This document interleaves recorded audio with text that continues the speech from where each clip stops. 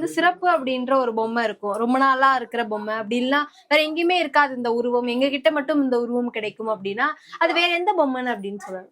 சிறப்பா இருக்கவரை விட அது அந்த அந்த பொம்மை சிவன். ஆ. சிவன் வந்து இந்த ஃபினிஷிங் படம் கிடைக்காது. இந்த மாதிரி பொம்மை வந்து இப்போ கிடைக்காது. அதான் ஆமா. அது ரொம்ப வந்து பழமையான ரொம்ப பொம்மை. பழமையான பொம்மை. நீங்க ஒரு இதையும் பாத்தீங்கன்னா அந்த முகம்ல இருந்து இதுல இருந்து திருத்தமா இருக்கும். இப்ப வர பொம்மைங்க வருது, இப்ப விதவிதமா வருது இது.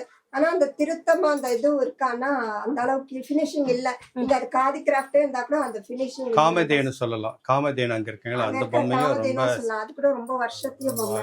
அங்க இருக்க மேல பசுமாடு பசுமாடு அந்த காமதேனு வந்து ரொம்ப வருஷத்திய பொம்மை. அதுவும் ரொம்ப பழமையான பொம்மை. அது இந்த சைடு வைணவம் வச்சிருக்கோம்.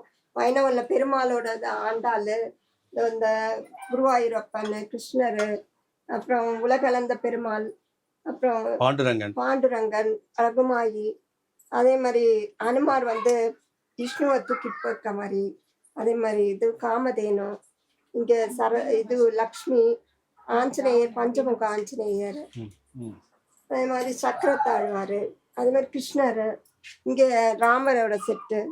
சோ இந்த சைட் ஃபுல்லா நாங்க அந்த விஷ்ணுவோட இது வந்து டிபிக்ட் பண்ணிட்டோம். சிவனுக்கு தனியா வைக்கணும், விஷ்ணுக்கு தனியா வைக்கணும்ன்ற ஒரு ஆசை வந்திருக்கும்ல, அது எந்த டைம்ல எதுக்காக இது தனியா அப்படி வச்சது? இல்ல எல்லாத்தையும் ஒன்னா வைக்கும்போது அது ஒரு மாதிரி இருந்தது. நமக்கு பிரிச்சு காட்டும், அழகா இருக்கும். சிவன் பெரிதா விஷ்ணு பெரிதான்றது அது காலத்துல இருந்தே இருக்கு. ஆனா சிவனும் விஷ்ணுவும் ஒண்ணு, அறியாதவர் வாயில மண்ணுன்னுவாங்க.